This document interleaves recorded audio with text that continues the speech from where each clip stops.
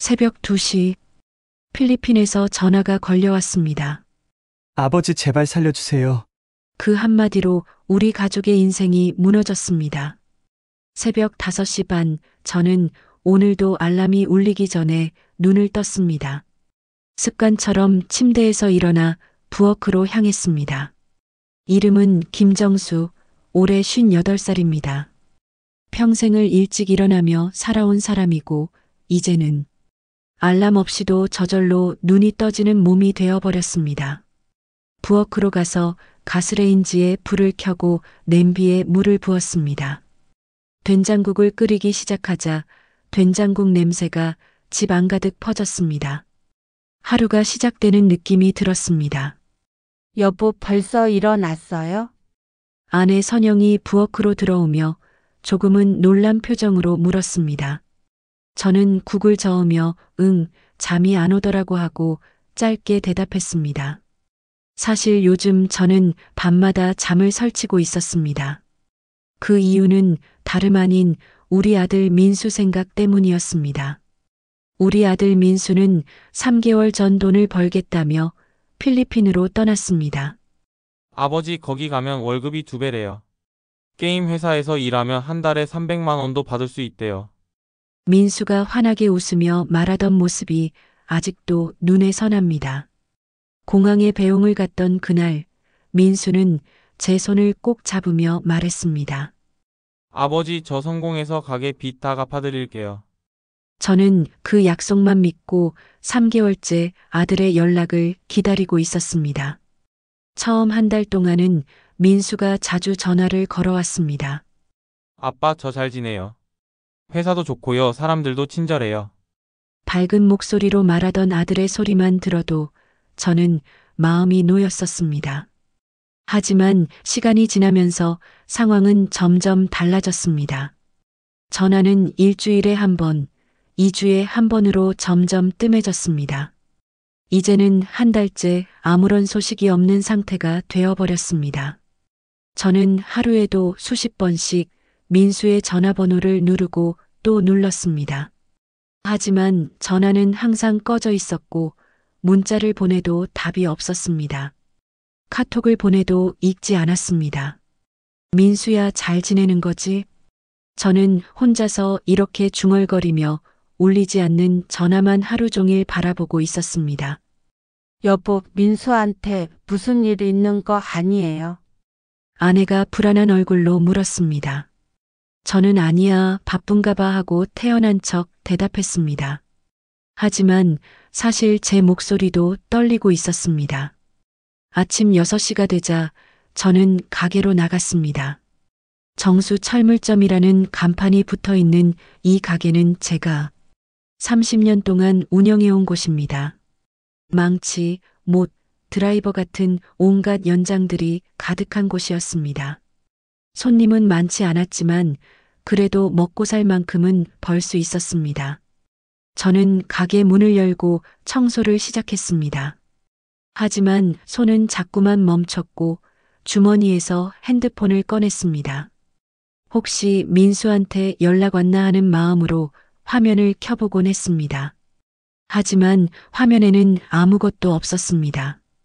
애휴하는 한숨만 나왔습니다. 첫 손님이 들어왔습니다. 사장님, 못 좀 주세요. 저는 웃으며 네, 어떤 거 드릴까요? 하고 대답했습니다. 하지만 마음은 무거웠습니다.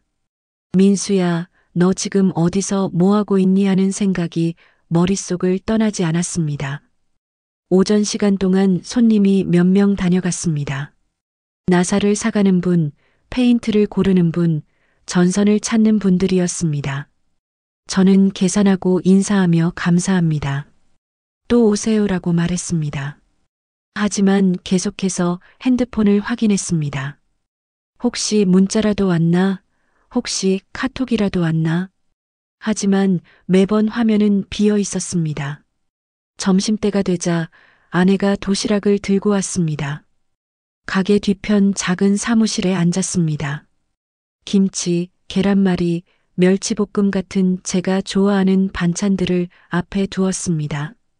하지만 입맛이 없어서 밥 한 숟가락 뜨는 것도 힘들었습니다. 여보, 우리 경찰서라도 가볼까요? 아내가 조심스럽게 말했습니다. 민수가 한 달째 연락이 없잖아요. 저는 고개를 저으며 아직은 좀 더 기다려보자고 대답했습니다. 하지만 저도 확신이 없었습니다. 우리 아들 정말 괜찮은 걸까? 오후가 되어 해가 서쪽으로 기울어갈 때쯤 손님은 더욱 뜸해졌습니다. 저는 가게 앞 의자에 앉아 핸드폰을 손에 쥐고 있었습니다. 민수야, 제발 전화 좀 해라. 아빠가 얼마나 걱정하는지 아니? 혼자 중얼거렸습니다. 옆 가게 아주머니가 지나가다가 말을 걸었습니다. 사장님, 오늘도 장사 잘 되세요? 네, 그럭저럭요. 저는 웃으며 대답했습니다. 아드님은 잘 지내시나요? 필리핀 갔다면서요? 제 표정이 굳어졌습니다. 네, 잘 지내죠. 요즘 해외 취업 사기 많던데 조심하세요. 아주머니가 걱정 어린 목소리로 말했습니다. 저는 괜찮아요. 우리 민수는 똑똑한 애니까라고 대답했습니다. 하지만 가슴이 철렁 내려앉는 느낌이었습니다. 설마 사기는 아니겠지. 저녁 6시가 되어 가게 문을 닫았습니다. 셔터를 내리고 자물쇠를 채운 뒤 집으로 가는 길을 천천히 걸었습니다. 핸드폰을 또 꺼내봤지만 여전히 연락은 없었습니다. 30년 전에 장만한 작은 2층 집에 도착했을 때는 이미 어두워져 있었습니다. 대출금이 아직 2천만 원 남아있는 집이었습니다. 다녀왔어요. 하고 현관문을 열었습니다. 어서 와요. 씻고 저녁 먹어요. 아내의 목소리가 들렸습니다. 된장찌개, 김치, 생선구이가 차려진 평범한 저녁 밥상이 있었습니다. 하지만 저는 밥맛이 없었습니다. 잘 먹어요. 건강해야지. 아내가 계속 반찬을 권했습니다. 저는 억지로 밥을 먹었습니다. 밥을 먹는 내내 민수 생각뿐이었습니다. 우리 민수, 밥은 먹고 다니는 걸까?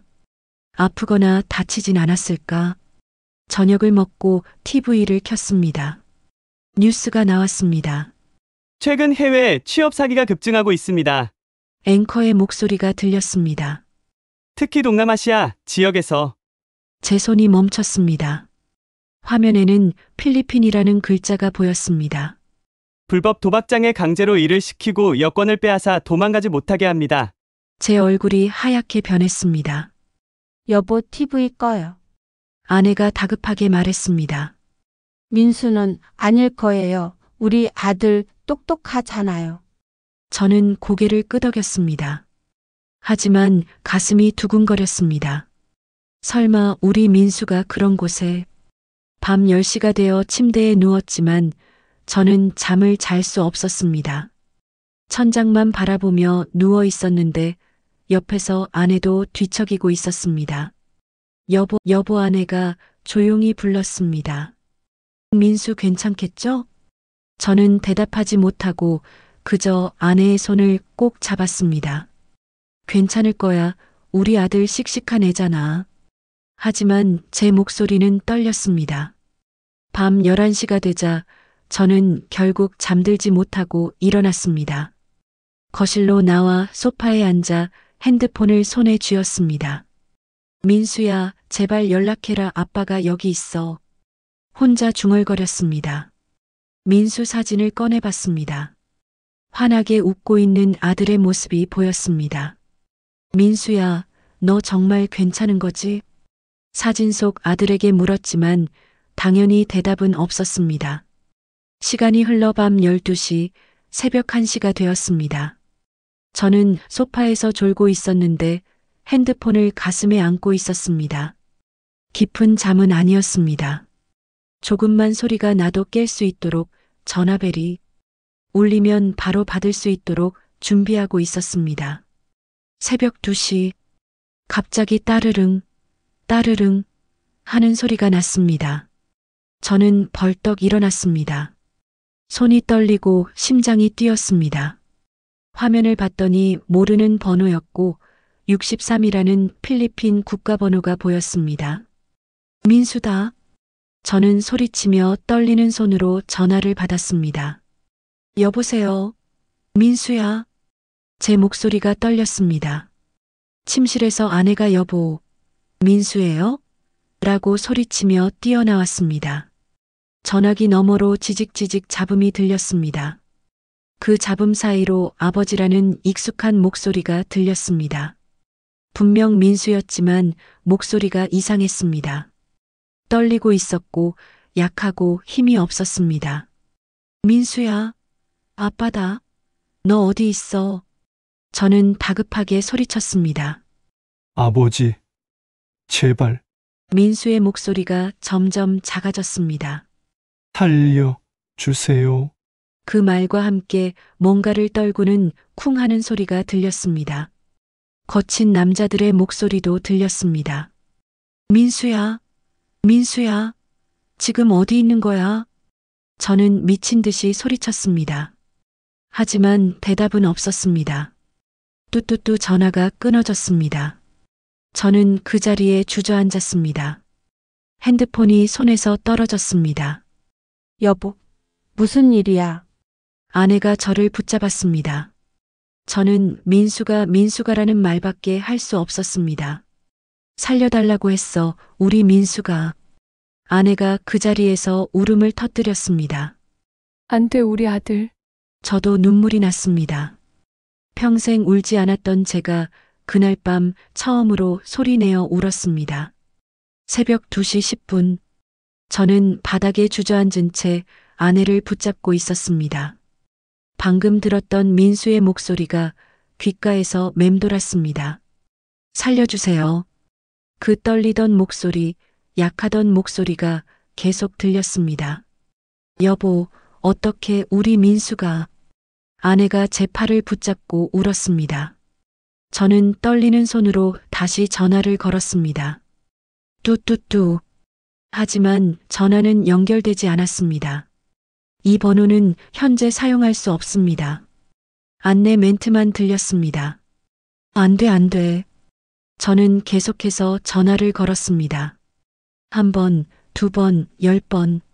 하지만 매번 같은 멘트만 들렸습니다. 여보, 경찰에 신고해야 해요. 아내가 다급하게 말했습니다. 저는 고개를 끄덕이고 1122를 눌렀습니다. 네, 112입니다. 무슨 일이십니까? 저희 아들이 필리핀에서 납치당한 것 같습니다. 저는 떨리는 목소리로 말했습니다. 방금 전화가 왔는데 살려달라고 했습니다. 네, 침착하시고 자세히 말씀해 주시겠습니까? 경찰관의 차분한 목소리가 들렸습니다. 저는 3개월 전 민수가 필리핀으로 떠난 이야기부터 시작했습니다. 1달 전부터 연락이 끊긴 이야기, 그리고 방금 받은 전화 이야기를 했습니다. 네, 알겠습니다. 지금 바로 가까운 경찰서로 와주시겠습니까? 네, 지금 바로 가겠습니다. 저는 전화를 끊고 옷을 주섬주섬 챙겼습니다. 아내도 재킷을 걸치고 핸드백을 들었습니다. 새벽 2시 30분. 우리 부부는 황급히 집을 나섰습니다. 차가운 새벽 공기가 얼굴을 때렸지만 추위를 느낄 겨를이 없었습니다. 가장 가까운 파출소까지 뛰어갔습니다. 숨이 차고 다리가 아팠지만 멈출 수 없었습니다. 파출소에 도착했습니다. 저희 아들이 필리핀에서 납치당했습니다. 저는 문을 열자마자 소리쳤습니다. 당직 경찰관이 저희를 안으로 안내했습니다. 앉으시고 천천히 말씀해 주세요. 저는 앉아서 다시 한번 상황을 설명했습니다. 민수가 필리핀으로 간 이유, 연락이 끊긴 시기, 방금 받은 전화까지. 경찰관은 심각한 표정으로 컴퓨터에 내용을 입력했습니다. 통화 내역을 확인해 보겠습니다. 핸드폰 좀 보여주시겠습니까? 저는 핸드폰을 건넸습니다. 경찰관이 통화 기록을 확인했습니다. 63 필리핀 국가번호가 맞습니다. 새벽 2시 3분에 걸려온 전화네요. 통화 시간은 1분 23초입니다. 경찰관이 내용을 기록했습니다. 솔직히 말씀드리면 해외에서 발생한 사건은 저희가 직접 수사하기 어렵습니다. 외교부와 필리핀 현지 경찰의 협조가 필요합니다. 제 얼굴이 하얗게 변했습니다. 그럼 어떻게 해야 합니까? 일단 외교부 영사콜센터에 연락을 드리고 주 필리핀 한국 대사관에도 알려드리겠습니다. 하지만 현실적으로 시간이 걸릴 수밖에 없습니다. 아내가 경찰관의 팔을 붙잡았습니다. 그럼 우리 아들은 어떻게 됩니까? 제발 도와주세요. 우리 아들이 죽을 수도 있어요. 경찰관이 난처한 표정을 지었습니다. 최선을 다해 도와드리겠습니다. 다만 범인들이 다시 연락을 해올 가능성이 높으니 전화가 오면 녹음을 해두시고 저희에게 연락 주세요. 저는 고개를 끄덕였습니다. 새벽 4시, 우리 부부는 파출소를 나왔습니다. 하지만 집으로 돌아갈 수가 없었습니다. 거리를 걸으며 핸드폰만 바라봤습니다. 혹시 민수한테서 다시 전화가 올까? 혹시 문자라도 올까? 하지만 핸드폰은 조용했습니다. 여보, 집에 가요. 기다려봐야 해요. 아내가 제 팔을 잡았습니다. 집으로 돌아왔습니다. 하지만 잠을 잘 수가 없었습니다. 저는 거실 소파에, 아내는 안방 침대에 누웠지만 둘 다 눈을 뜨고 있었습니다. 시간이 너무 느리게 흘렀습니다. 새벽 5시, 새벽 6시, 아침 7시가 되었습니다. 저는 가게에 가야 했지만 갈 수가 없었습니다. 오늘은 문을 열 수 없었습니다. 아침 8시, 저는 외교부 영사콜센터에 전화를 걸었습니다. 네, 영사콜센터입니다. 저희 아들이 필리핀에서 납치당한 것 같습니다. 저는 다시 한번 상황을 설명했습니다. 네, 접수하겠습니다. 주 필리핀 한국 대사관에 연락을 취하겠습니다. 다만 현지 상황 파악에 48시간 정도 소요될 수 있습니다. 48시간. 이틀이나 기다려야 한다는 말이었습니다. 48시간이요? 그때까지 우리 아들은 어떻게 됩니까? 저는 소리쳤습니다. 죄송합니다. 최선을 다하겠습니다. 전화가 끊어졌습니다. 저는 핸드폰을 쥔 채 바닥에 주저앉았습니다. 48시간 이틀이나. 아내가 옆에 앉아 제 어깨를 감싸 안았습니다. 기다려봐요. 민수는 강한 애예요. 하지만 아내의 목소리도 떨렸습니다. 오전 10시, 저는 민수의 SNS를 확인해 봤습니다. 페이스북, 인스타그램, 카톡 프로필, 모든 것이 한 달 전 그대로 멈춰 있었습니다. 마지막 게시물은 3개월 전이었습니다. 필리핀 도착, 새로운 시작, 환하게 웃고 있는 민수의 사진이 있었습니다. 그 아래 댓글들이 달려 있었습니다. 민수야, 잘 다녀와. 성공해서 돌아와. 연락 자주 해. 하지만 그 후로 아무 소식이 없었습니다. 저는 민수가 일한다던 회사를 검색해 봤습니다. 글로벌 게임 솔루션. 그럴듯한 이름의 회사였습니다. 홈페이지도 있었습니다. 하지만 뭔가 이상했습니다. 사무실 사진은 있었지만 직원들 사진은 없었습니다. 연락처를 찾아 전화를 걸어봤습니다. 현재 통화 연결이 원활하지 않습니다. 연결조차 되지 않았습니다. 이게 대체 무슨... 저는 더 검색해봤습니다. 그때 한 기사가 눈에 들어왔습니다. 필리핀 불법 도박장, 한국인 강제 노동 논란. 기사를 클릭했습니다. 최근 필리핀에서 한국인들을 속여 불법 도박 사이트 운영에 동원하는 사례가 급증하고 있다. 피해자들은 게임 회사 취업을 미끼로 필리핀에 입국했다가 여권을 빼앗기고 감금당한다. 하루 18시간 이상 강제 노동을 하며 도망치려 하면 폭행당하기도 한다.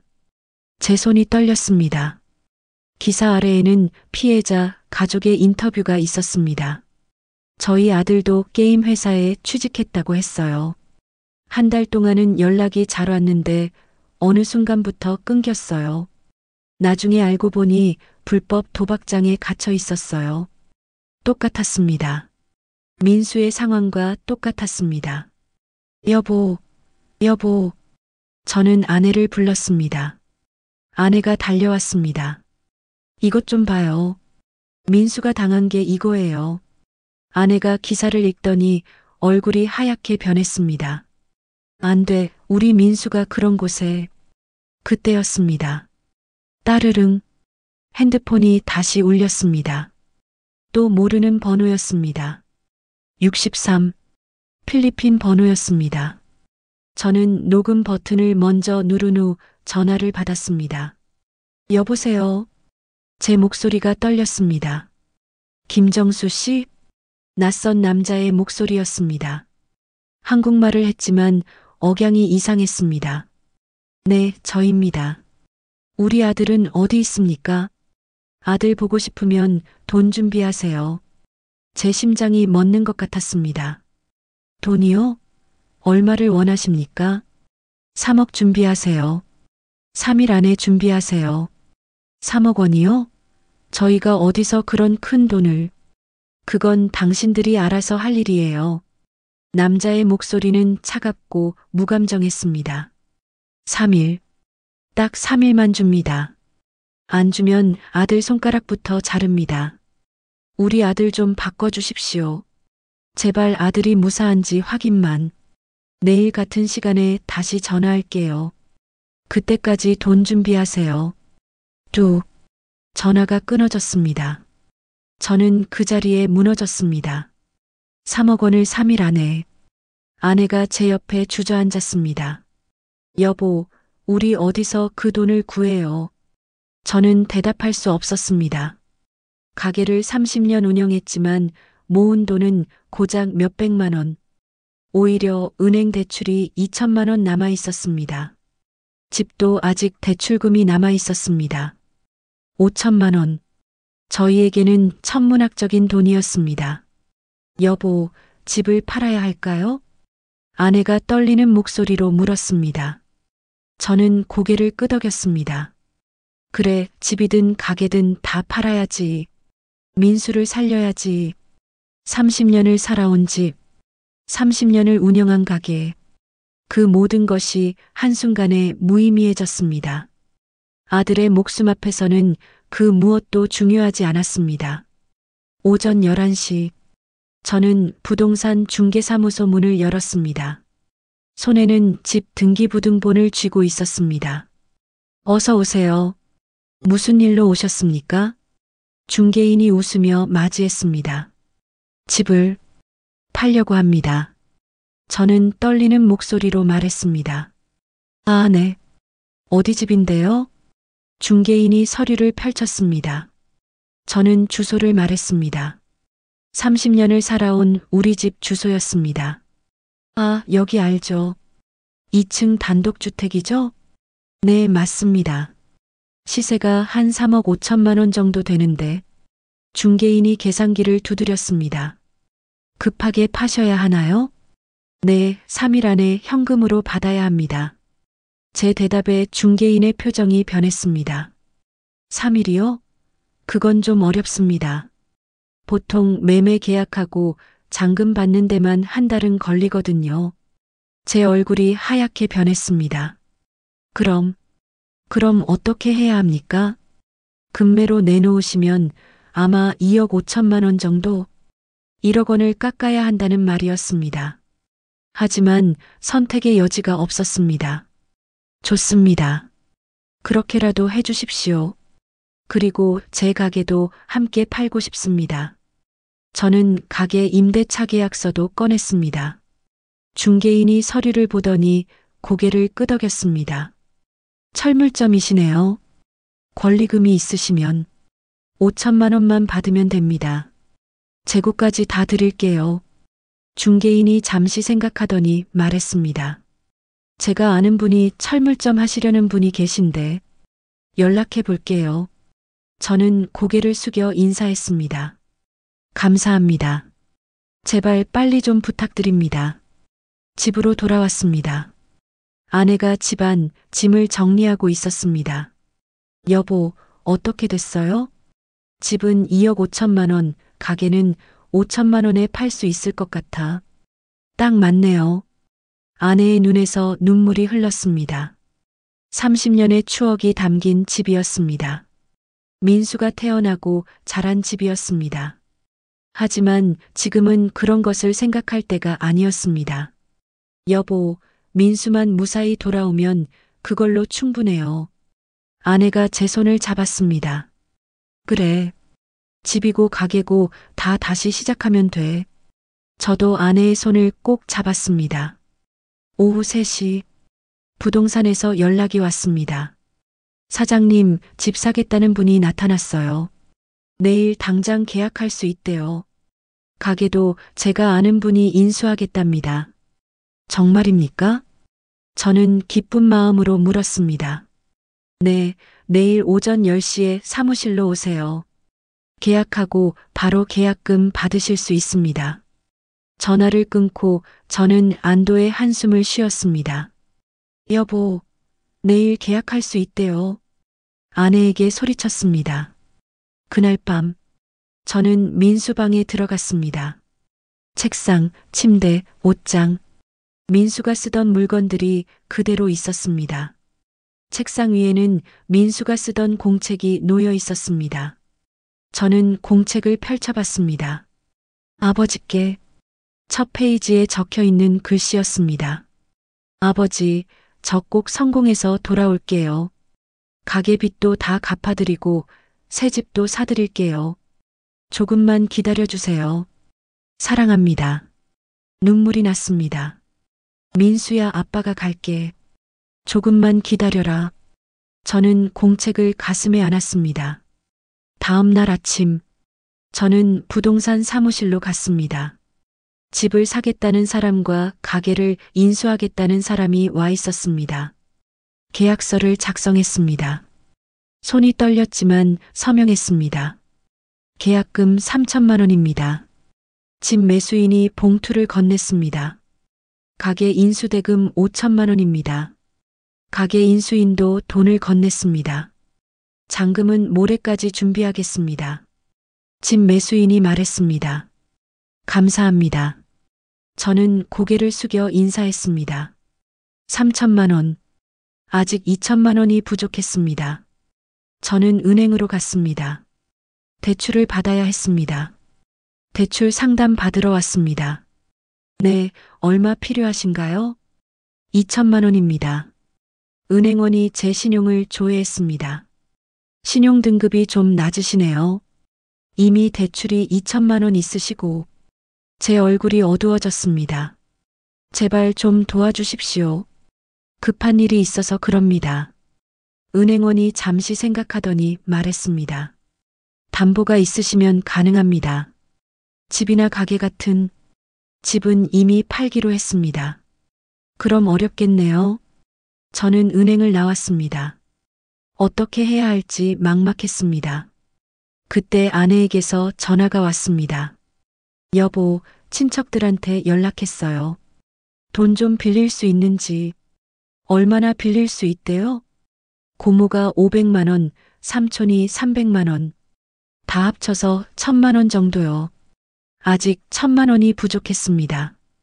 저는 지인들에게 전화를 돌렸습니다. 30년 동안 알고 지낸 사람들이었습니다. 여보세요, 저 정수입니다. 급하게 돈이 좀 필요한데. 어떤 사람은 도와주겠다고 했습니다. 어떤 사람은 거절했습니다. 하루 종일 전화를 돌린 끝에 500만 원을 더 모을 수 있었습니다. 저녁이 되었습니다. 아직 500만 원이 부족했습니다. 여보, 어떡해요? 아내가 울먹였습니다. 그때 제 눈에 들어온 것이 있었습니다. 아내의 결혼 반지였습니다. 여보, 반지를. 아내가 제 눈을 보더니 고개를 끄덕였습니다. 가져가요.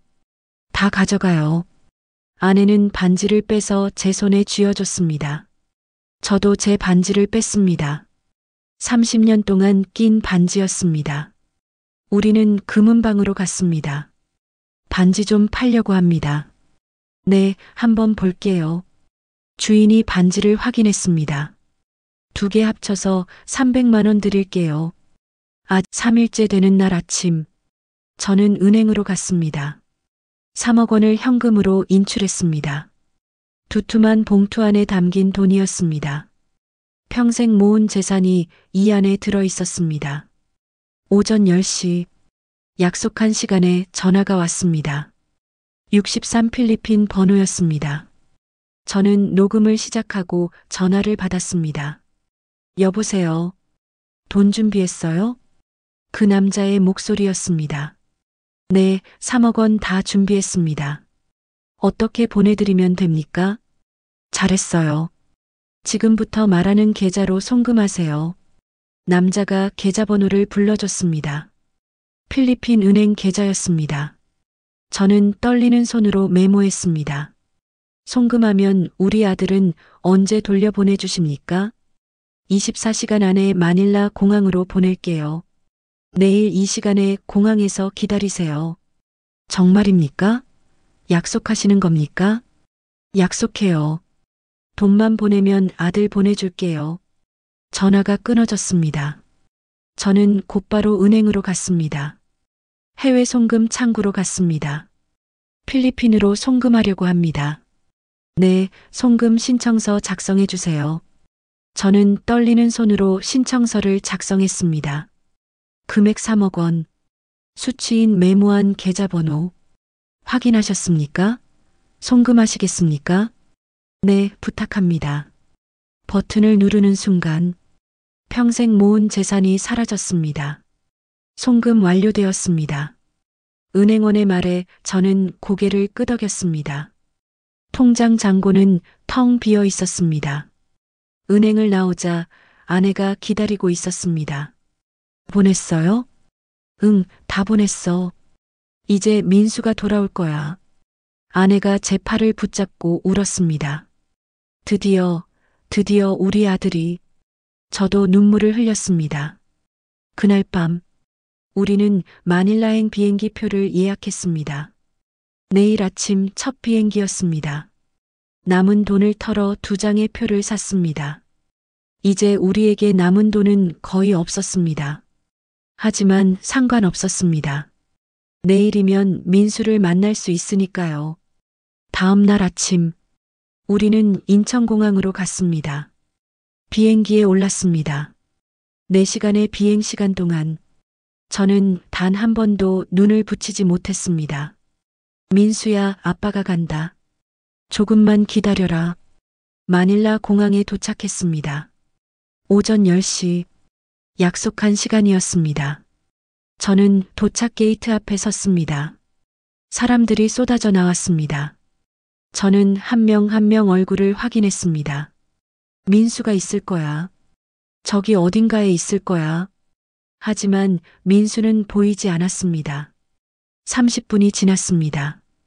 1시간이 지났습니다. 2시간이 지났습니다. 민수는 나타나지 않았습니다. 여보, 전화해봐요. 아내가 다급하게 말했습니다. 저는 그 번호로 전화를 걸었습니다. 뚝. 현재 이 전화는 꺼져 있습니다. 제 손이 떨렸습니다. 안 받아, 전화를 안 받아. 계속 전화를 걸었습니다. 하지만 매번 같은 멘트만 들렸습니다. 안 돼. 아내가 바닥에 주저앉았습니다. 우리 민수. 저도 무릎이 꺾였습니다. 그때 누군가 다가왔습니다. 필리핀 남자였습니다. 김정수? 네, 저입니다. 우리 아들은요? 남자는 봉투 하나를 건넸습니다. 이거 드리라고 했어요. 그리고 돌아서서 사라졌습니다. 잠깐만요. 저는 남자를 쫓아갔지만 이미 사람들 속으로 사라진 뒤였습니다. 떨리는 손으로 봉투를 열었습니다. 서류 한 장이 들어 있었습니다. 인신매매 계약서. 제목이 그렇게 적혀 있었습니다. 매도인 김민수, 매수인 미상, 가격 3억 원, 미화 21만 달러, 계약일자 3일 전. 이게 무슨. 서류가 손에서 떨어졌습니다. 아내가 서류를 집어들고 읽었습니다. 안 돼, 우리 민수를 팔았다고? 3억 원에? 아내가 비명을 질렀습니다. 저는 그 자리에 주저앉았습니다. 우리는 3억 원을 보냈습니다. 하지만 민수는 이미 다른 곳으로 팔려간 것이었습니다. 민수야, 민수야. 저는 바닥을 쳤습니다. 주먹으로 바닥을 때렸습니다. 손에서 피가 났지만 아프지 않았습니다. 아내는 그 자리에서 기절했습니다. 여보, 여보. 저는 아내를 흔들었습니다. 사람들이 모여들었습니다. 누군가 119에 신고했습니다. 구급차가 왔습니다. 아내가 병원으로 실려갔습니다. 저는 아내를 따라갔습니다. 모든 것을 잃었습니다. 집도, 가게도, 돈도, 그리고 아들까지. 한 달이 지났습니다. 저희 부부는 서울로 돌아왔습니다. 하지만 갈 집이 없었습니다. 친척 집에 신세를 지게 되었습니다. 작은 방 하나를 빌려 살았습니다. 아내는 충격으로 말을 잃었습니다. 하루 종일 창밖만 바라보고 있었습니다. 저는 날품팔이 일을 시작했습니다. 건설 현장에서 막노동을 했습니다. 58살의 나이에 시작한 일이었습니다. 하지만 돈을 벌어야 했습니다. 아내의 병원비를 내야 했습니다. 매일 아침 5시에 일어나 현장으로 갔습니다. 저녁 7시에 집으로 돌아왔습니다. 온몸이 아팠지만 참았습니다. 민수 생각만 하면 견딜 수 있었습니다. 어느 날 집에 소포 하나가 배달되었습니다. 발신인이 적혀 있지 않았습니다. 저는 조심스럽게 소포를 열었습니다. 편지 한 장이 들어 있었습니다. 민수의 필체였습니다. 손이 떨렸습니다. 편지를 펼쳤습니다. 아버지, 어머니. 이 편지가 아버지께 전해질지 모르겠습니다. 하지만 꼭 쓰고 싶었습니다. 저는 게임 회사에 취직한 게 아니었습니다. 속았습니다. 불법 도박 사이트를 운영하는 곳이었습니다. 도착하자마자 여권을 빼앗겼습니다. 도망칠 수 없었습니다. 매일 18시간씩 일했습니다. 밥도 제대로 못 먹었습니다. 때리고 욕하고 감금했습니다. 하지만 저는 참았습니다. 아버지를 위해서. 아버지, 1년 전 건강검진 결과 알고 있습니다. 아버지가 암이라는 것. 아버지는 어머니한테도 말씀 안 하셨죠. 하지만 저는 우연히 서류를 봤습니다.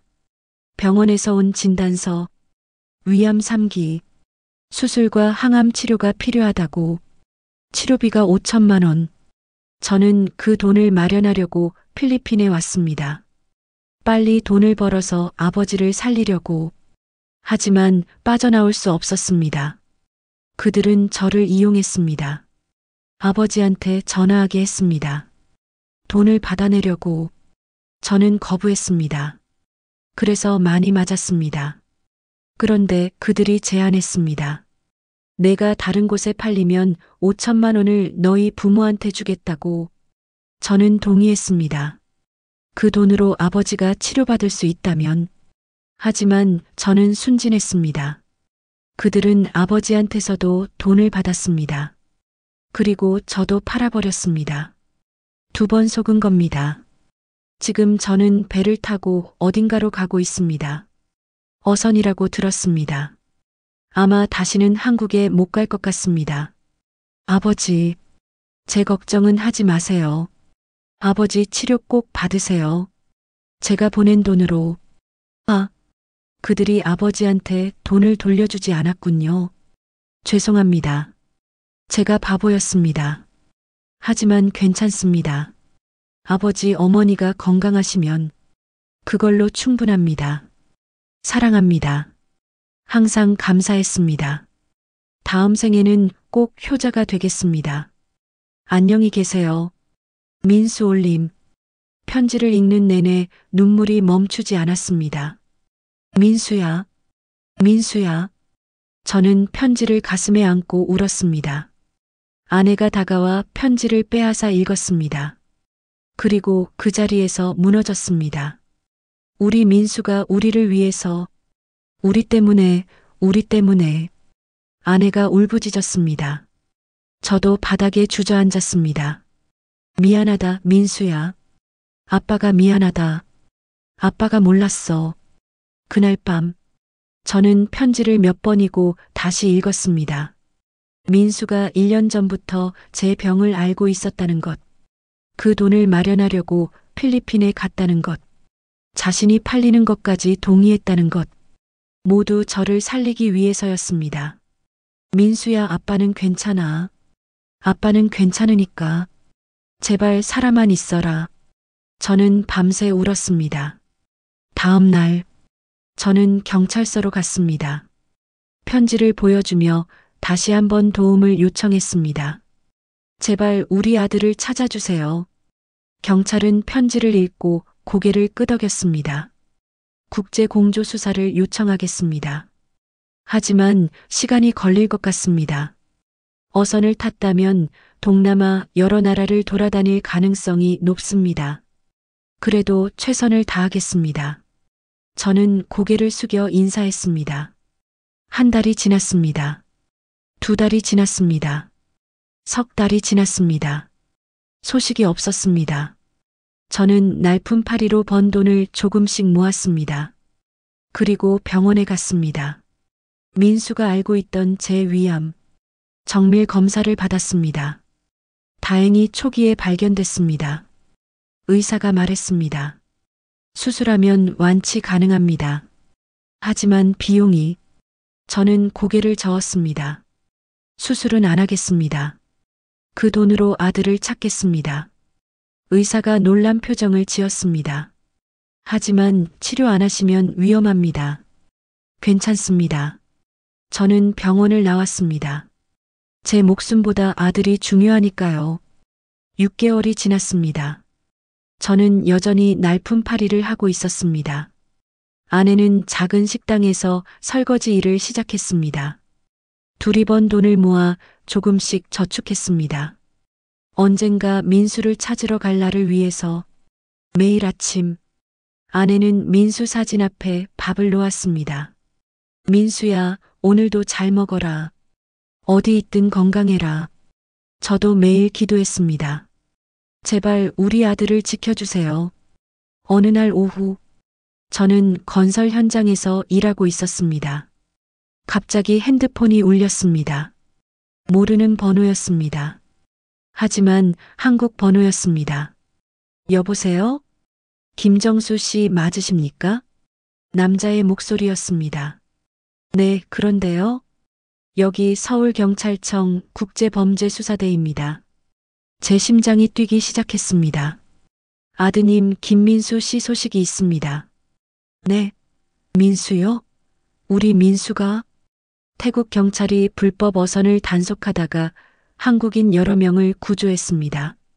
그 중에 아드님이 계십니다. 정말입니까? 우리 민수가? 저는 소리쳤습니다. 현장에 있던 사람들이 저를 쳐다봤습니다. 네, 지금 태국 방콕 병원에 입원해 계십니다. 상태가 좋지는 않지만 생명에는 지장 없습니다. 눈물이 났습니다. 감사합니다. 정말 감사합니다. 저는 전화를 끊고 바로 집으로 달려갔습니다. 여보, 여보. 아내가 놀라 나왔습니다. 민수를 찾았어. 우리 민수를 찾았어. 뭐라고요? 태국에 있대. 지금 병원에 있대. 아내가 제 팔을 붙잡고 울었습니다. 정말이에요? 정말 우리 민수가? 그래. 살아있어. 우리 아들이 살아있어. 그날 밤, 우리는 은행에서 돈을 찾았습니다. 6개월 동안 모은 돈 전부였습니다. 300만 원. 태국행 비행기 표를 샀습니다. 다음 날, 우리는 태국 방콕으로 향했습니다. 공항에서 택시를 타고 병원으로 갔습니다. 국제병동 3층 307호실. 문패에 김민수라고 적혀 있었습니다. 저는 떨리는 손으로 문을 열었습니다. 침대에 누워 있는 사람이 보였습니다. 살이 많이 빠져 있었습니다. 얼굴도 많이 변했습니다. 하지만 우리 아들이었습니다. 민수야. 저는 천천히 다가갔습니다.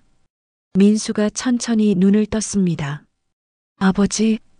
약한 목소리였습니다. 그래, 아빠다. 아빠가 왔어. 어머니? 아내가 달려가 민수의 손을 잡았습니다. 그래, 엄마야. 엄마도 왔어. 민수의 눈에서 눈물이 흘렀습니다.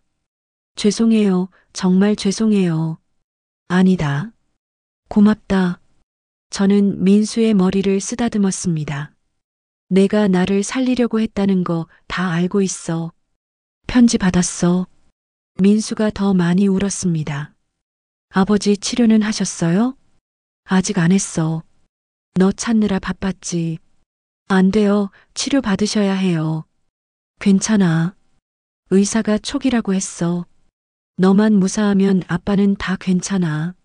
민수가 제 손을 꼭 잡았습니다. 아버지, 제가 다 잘못했어요. 아니다. 아빠가 미안하다. 내가 그렇게 힘들어하는 줄 몰랐어. 우리 가족은 그렇게 한참을 울었습니다. 의사가 들어왔습니다. 아드님은 극심한 영양실조와 탈수 증상이 있습니다. 또 여러 곳에 골절상과 타박상이 있고요. 하지만 회복은 가능합니다. 2주 정도 입원 치료가 필요합니다. 감사합니다, 선생님. 저는 고개를 숙여 인사했습니다.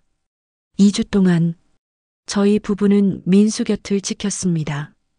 병원 근처 싸구려 여관에서 잤습니다. 낮에는 병원에서 민수를 돌봤습니다. 민수는 조금씩 회복했습니다. 밥도 먹기 시작했습니다. 말도 많아졌습니다. 웃음도 되찾았습니다. 아버지, 어머니. 민수가 어느 날 말했습니다. 한국 가면 제가 열심히 일할게요. 아버지 병원비 벌어서 치료받게 해드릴게요. 집도 다시 마련할게요. 저는 민수의 손을 잡았습니다. 천천히 하자. 우리 천천히. 지금은 내가 건강해지는 게 먼저야. 민수가 고개를 끄덕였습니다. 2주 후, 민수는 퇴원했습니다. 우리 가족은 한국행 비행기에 올랐습니다. 함께 돌아오는 길이었습니다. 인천공항에 도착했습니다. 1년 만에 돌아온 한국이었습니다. 민수는 공항 바닥에 무릎을 꿇었습니다. 다시는 이 땅을 못 밟을 줄 알았어요. 그리고 울었습니다. 저희도 함께 울었습니다. 집은 없었지만 친척이 도와줬습니다. 작은 원룸 하나를 빌려줬습니다. 세 식구가 함께 살기 시작했습니다. 좁았지만 행복했습니다. 민수는 회복하는데 3개월이 걸렸습니다. 그 후 작은 식당에서 일을 시작했습니다. 저도 계속 날품팔이를 했습니다. 아내도 설거지 일을 계속했습니다. 세 식구가 번 돈을 모았습니다. 6개월 후 드디어 제 수술비를 마련했습니다. 저는 병원에 입원했습니다. 수술을 받았습니다. 수술이 아주 잘 됐습니다. 의사가 말했습니다. 완치 가능성이 높습니다. 민수가 제 손을 잡고 울었습니다. 아버지 다행이에요. 정말 다행이에요. 그래, 다 내 덕분이야. 1년이 지났습니다. 저희 가족은 작은 분식집을 열었습니다. 세 식구가 함께 운영하는 가게였습니다. 정순의 분식? 민수가 직접 쓴 간판이었습니다. 김밥, 떡볶이, 순대. 저희가 만드는 음식이었습니다.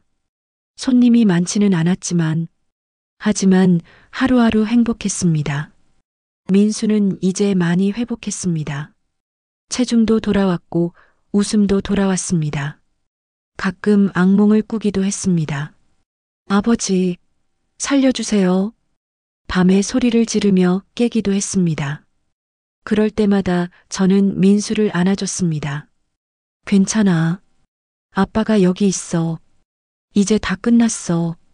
민수는 제 품에서 울었습니다. 하지만 시간이 지나면서 악몽도 줄어 어느덧 2년이 지났습니다. 저희 가게는 조금씩 알려지기 시작하고 이제는 단골 손님도 생겼습니다. 돈도 조금씩 모아서 민수는 검정고시를 받습니다. 그리고 대학에 진학했습니다. 야간 대학이었습니다. 낮에는 가게 일을 하고 밤에는 공부했습니다. 아버지, 저 이번에 장학금 받았어요. 민수가 환하게 웃으며 말했습니다. 그래, 잘했다. 저는 민수의 어깨를 두드렸습니다. 젊을 때처럼 같이 걸어요, 아버지. 민수가 제 팔을 잡았습니다. 우리는 함께 동네를 걸었습니다. 석양이 지고 있었습니다. 아버지, 행복하세요? 민수가 물었습니다. 그럼, 너만 있으면 아빠는 다 행복해. 저도요. 아버지, 어머니만 있으면 저도 행복해요. 우리는 그렇게 걸었습니다. 지금도 저희 가족은 작은 분식집을 운영하고 있습니다. 민수는 대학을 졸업했습니다. 그리고 지금은 해외 취업 사기 예방 캠페인에서 활동하고 있습니다. 자신과 같은 피해자가 생기지 않도록 저는 암을 완치했습니다. 건강하게 살고 있습니다. 아내도 건강합니다. 우리는 여전히 작은 원룸에 살고 있지만, 하지만 행복합니다. 민수가 웃고 있으니까, 가족이 함께 있으니까, 민수의 편지는 아직도 제 지갑 속에 있습니다. 아버지, 젊을 때처럼 같이 걸어요. 저는 매일 그 약속을 지키고 있습니다. 민수와 함께 걷고 있습니다. 오늘도 내일도 앞으로도 부모는 자식을 위해 모든 걸 잃을 수 있습니다. 하지만 때로는 자식도 부모를 위해 모든 걸 걸고 싸웁니다. 사랑은 멀어져도 끊어지지 않습니다. 가족이란 서로를 살리는 것입니다. 목숨을 걸고 김정수 씨 가족은 지금도 서울 어딘가에서 분식집을 운영하고 있습니다. 작지만 따뜻한 가게입니다. 그곳에는 포기하지 않은 사랑이 있습니다. 가족은 포기하지 않습니다. 끝까지 시청해 주셔서 감사합니다.